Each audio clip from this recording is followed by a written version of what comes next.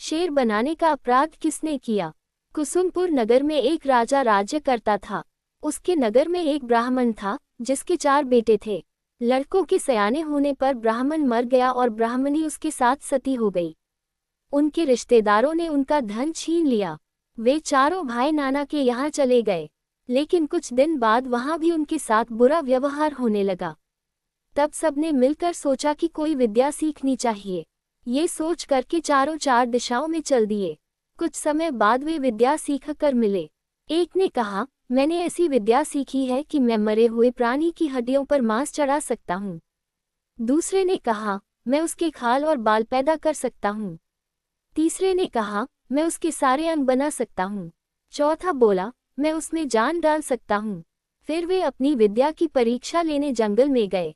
वहां उन्हें एक मरे शेर की हड्डियां मिलीं। उन्होंने उसे बिना पहचाने ही उठा लिया। एक ने मांस डाला, दूसरे ने खाल और बाल पैदा किए, तीसरे ने सारे अंग बनाए और चौथे ने उसमें प्राण डाल दिए। शेर जीवित हो उठा और सबको खा गया।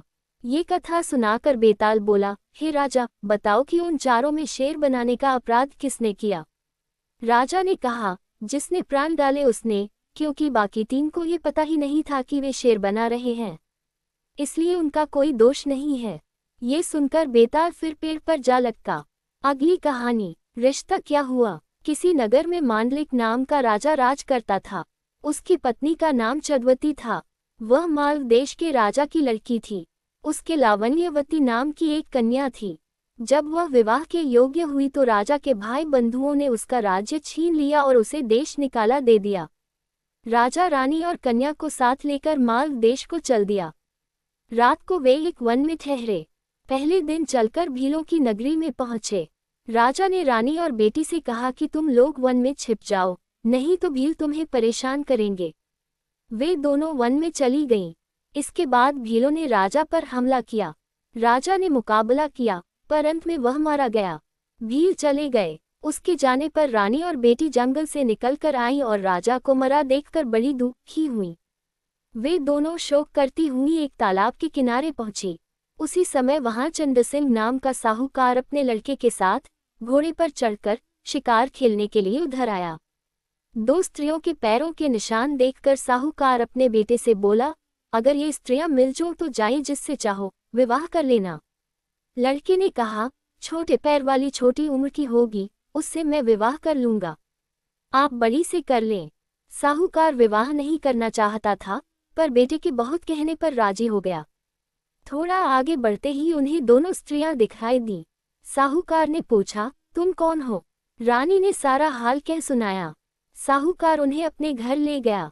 संयोग से रानी के पैर छोटे थे, पुत्री के पैर बड़े, इसलिए साहूकार ने पुत्री से विवाह किया। लड़के ने रानी से हुई और इस तरह पुत्री सास बनी और माँ बेटे की बहू। उन दोनों के आगे चलकर कई संतानें हुईं। इतना कहकर बेताल बोला, राजन, बताए, माँ बेटी के जो बच्चे हुए उनका आपस में क्या रिश्ता हुआ? ये सवाल सुनकर राजा बड़े चक्कर में पड़ा। उसने बहुत सोचा, पर जवाब न सूझ पड़ा, इसलिए वह चुपचाप चलता रहा। बेताल ये देखकर बोला, राजन, कोई बात नहीं है, मैं तुम्हारे धीरज और पराक्रम से खुश हूँ। मैं अब इस मुर्दे से निकला जाता हूँ। तुम इसे योगी के पास ले जाओ। जब वह तुम्हें इस मुर्दे को सिर झुकाकर प्रणाम करने को कहे तो तुम कह देना कि पहले आप करके दिखाओ। जब वह सिर झुकाकर बतावे तो तुम उसका सिर काट लेना। उसका बलिदान करके तुम सारी पृथ्वी के राजा बन जाओगे। सिर नहीं काटा तो वह तुम्हारी बलि देकर सिद्धि प्राप्त करेगा। इतना कहकर बेताल चला गया और राजा मुर्दे को लेकर योगी के पास आया। योगी राजा को और मुर्दे को देखकर बहुत प्रसन्न हुआ। बोला, हे राजन, तुमने ये कठिन काम करके मेरे साथ बड़ा उपकार किया है। तुम सचमुच सारे राजाओं में श्रेष्ठ हो। इतना कहकर उसने मुर्दे को उसके कंधे से उतार लिया और उसे स्नान कराकर फूलों की मालाओं से सजाकर रख दिया। फिर मंत्र बल से बेताल का आवाहन करके उसकी पूजा की। पूजा के बाद उसने राजा से कहा, हे राजन, तुम शीश झुकाकर इसे प्रणाम करो। राजा को बेताल की बात याद आ गई।